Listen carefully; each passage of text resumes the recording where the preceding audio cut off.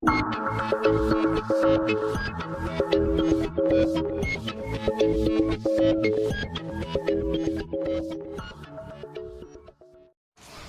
उसको ठीक करना है तो आज के कंटेम्पररी वर्ल्ड में उस हिंदूनेस को, जिन क्वालिटीज की बात मोनिका जी ने की या जिस ज्ञान परंपरा की बात नचिकेता जी ने की, उसको हम प्रेजेंट कैसे करें। मजे की बात देखिए, कुछ ग्रैंड नैरेटिव्स गढ़े गए हैं।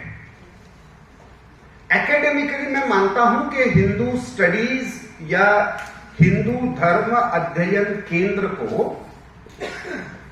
यह एकेडमिक चैलेंज स्वीकार करना चाहिए कि पूरी की पूरी भारत की ज्ञान परंपरा का जो कॉलोनियल इंटरप्रिटेशन हुआ है उसका रीनेशनलाइजेशन हो।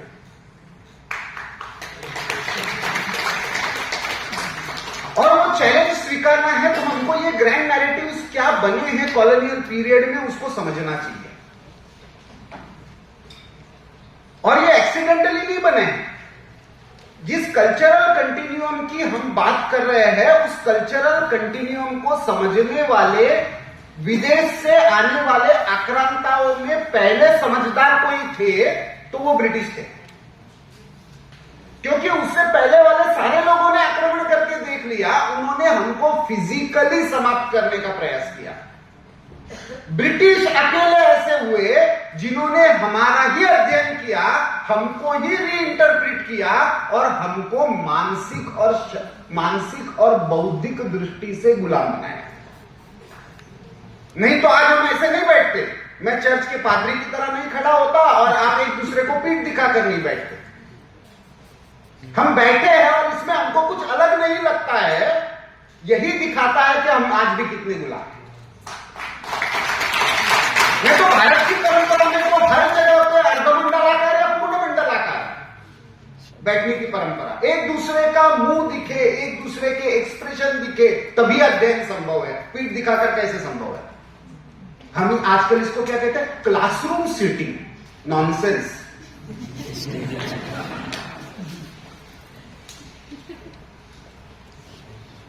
लेकिन ये जो ग्रैंड नैरेटिव्स बने हैं तो इसमें सबसे पहला हमको ये भूलना पड़ेगा कि यूरोपियन आक्रांता भारत में ट्रेड करने के लिए आए।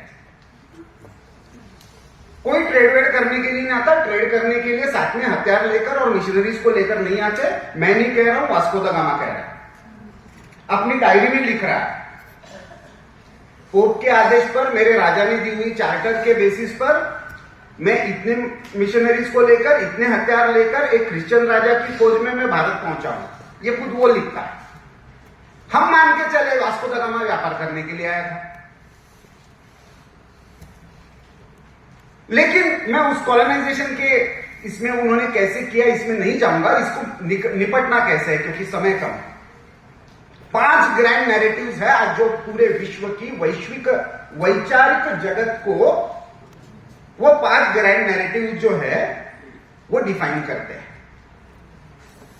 पहला, इस्लाम के ओरिजिनल स्कॉलर्स नहीं मानते, लेकिन जिन्होंने इस्लाम की पढ़ाई नहीं की उन्होंने इस्लाम का इंटरप्रिटेशन किया और उसी को सच मानकर बैठे हुए कि Islam is a religion of peace and equality. ये ग्रैंड नैरेटिव। दूसरा grand narrative, Christianity is a religion of service and compassion. No, I am not saying. I am saying this is the grand narrative that defines the intellectual world. तीसरा, communism is all about social justice and revolution. चौथा, Americanism or American model of capitalism is about prosperity and development. और पांचवा, Hindu is equal to casteism and patriarchy. कोई भी आज का विवाद का वैचारिक विषय आप ढूंढ लो, मैं इस 5 में से एक पैराडाइम में बिठा के दिखा देता हूं। These are the 5 grand intellectual narratives. Hindu studies के सामने ये बड़ा चैलेंज है। इन ग्रैंड नैरेटिव्स की लड़ाई में हिंदूनेस को, हिंदूपन को हम इकेडमिकली और इंटेलेक्चुअली, क्योंकि आप वैक्यूम में नहीं कर सकते। भाई हमारा तो इतना बड़ा ज्ञान था, हमने तो ब्रह्म विद्या की बात की। आज का एकेडमिक वर्ल्ड भी नहीं करेगा, आज का आपका युवा जो मन से हिंदू मानने को तैयार है वो भी नहीं करेगा। तो इसलिए मुझे ऐसा लगता है, मैं कुछ केवल उदाहरण के लिए कुछ जो एकेडमिक डिसिप्लिन्स है, क्योंकि आज के सारे एकेडमिक डिसिप्लिन्स भी, जैसे ये वर्ड्स आए हैं, हम कहते हुए भी आजकल अपने आप को सेमिनारी कहते हैं। सेमिनारी अगेन बाइबल पर डिस्कशन होता है, मंथन होता है, उसको सेमिनार कहते हैं। तो हमारी सारी शब्दावली, हमारे सारे पद, हमारी सारी अध्ययन परंपरा, ये और एक एनईपी में थोड़ी सी गड़बड़ हो गई है, एक नया भूत चल गया है इंटरडिसिप्लिनरी। अरे भैया भारत की दृष्टि तो इंटीग्रल है, हिंदू दृष्टि जो है वो एकात्म है। इंटरडिसिप्लिनरी अंतर विद्या शाखीय एलोपैथिक अप्रोच है। पहले तो शरीर को बांट दो, मैं तो लीवर का उसी, मुझे ब्रेन का समझ में नहीं आता, ऐसे बोलते हैं ना, उसको कहते हैं डिसिप्लिनरी। और फिर कहो कि नहीं नहीं हम सब मिलकर क्या करेंगे, इस बॉडी पर एक्सपेरिमेंट करते हैं और इंटरडिसिप्लिनरी इलाज करेंगे। हमको तो आयुर्वेदिक अप्रोच की जरूरत है। आयुर्वेदिक अप्रोच जो आपकी प्रकृति को समझे और फिर इलाज करे, वो करना है।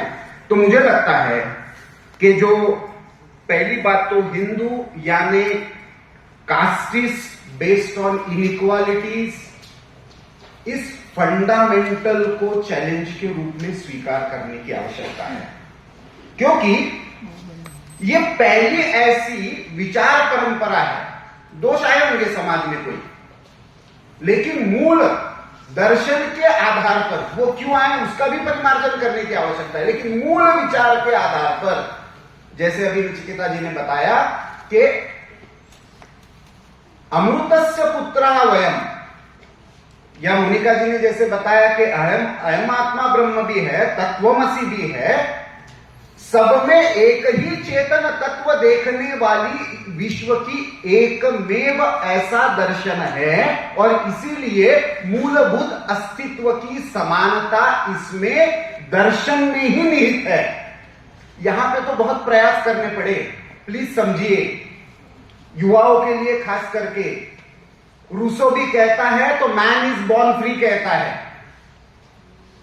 उनको मैन से ह्यूमन तक आने के लिए भी हंसा मेहता जी को खड़ा होना पड़ा था। Universal declaration of human right जब ड्राफ्ट हुआ था, तब उन्होंने कहा if man is born free where will women and children गो।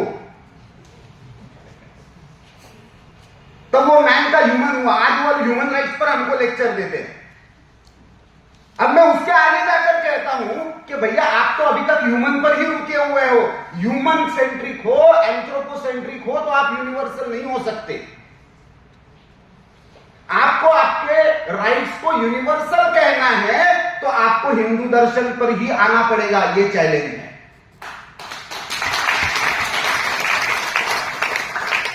और इसीलिए कर्म, ज्ञान, भक्ति, राज या इनके कॉम्बिनेशन में कोई भी ज्ञान परंपरा को स्वीकार करते हुए अपने अंदर के ईश्वर के साक्षात्कार का मार्ग सबको उपलब्ध है, यह कहता केवल और केवल हिंदुत्व का, हिंदूनेस का विचार है, जिसको हमको एकेडमिकली, फोर्सफुली आज की पैलेटेबल भाषा में रखने की आवश्यकता है।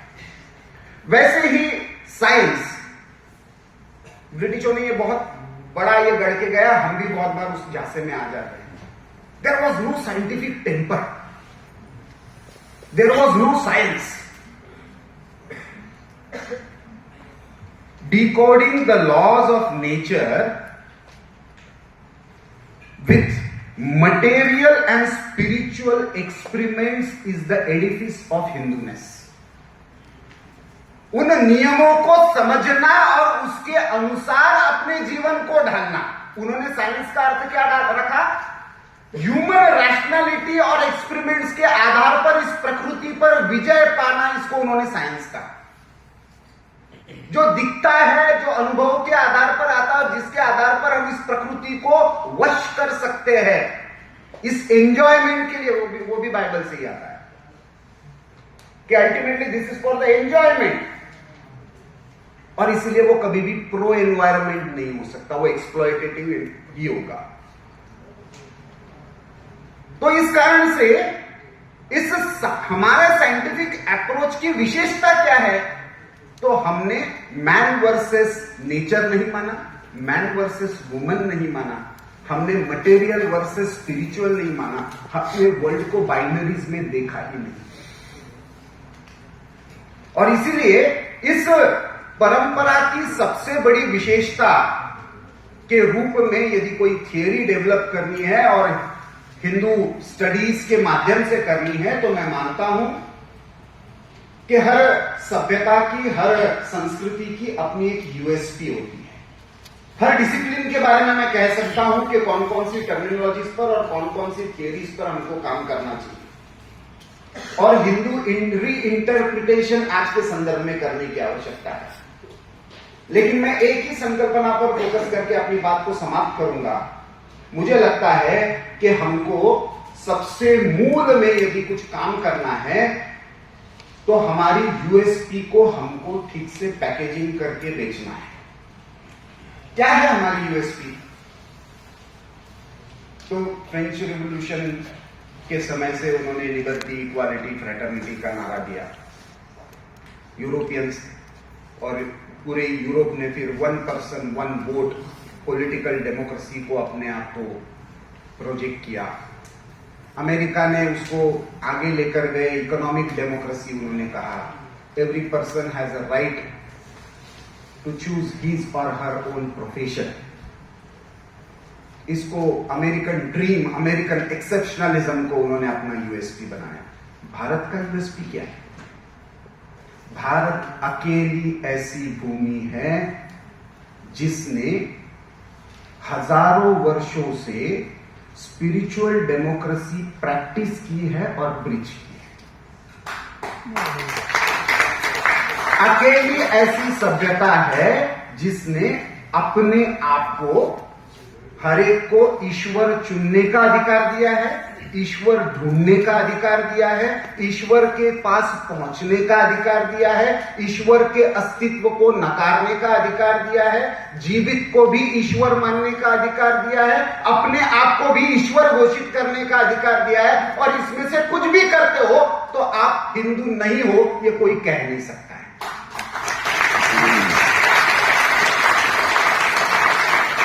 ज्ञान के अलग अलग रास्ते होते हुए भी अंततः उस अमृत की अनुभव की प्राप्ति करना, यह हमारा, चाहे वो कला के माध्यम से हो, चाहे वो विज्ञान के माध्यम से हो, चाहे वो समाज विज्ञान के माध्यम से हो, उस धर्म के साथ, दूसरे के साथ जुड़ना और उस जुड़कर अपने अंदर की उस चेतना का अनुभव करना, ये जो फंडामेंटल फिलोसॉफिकल डिफरेंस है, उसको आज की परिभाषा में, आज के एकेडमिक टर्मिनोलॉजी में ढालना और पैलेटेबल लैंग्वेज में आज के रखना।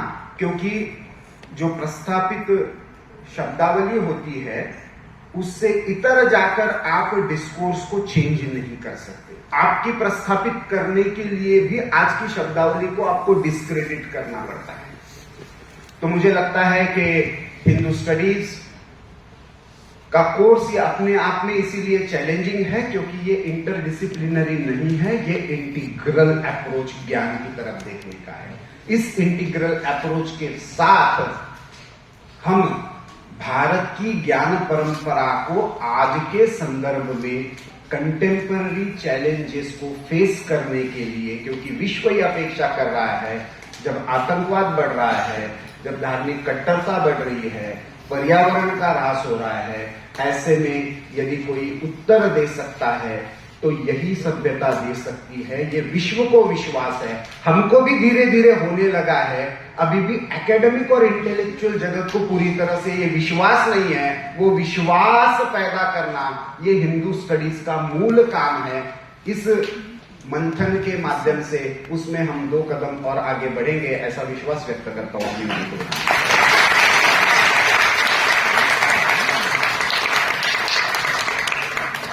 तीनों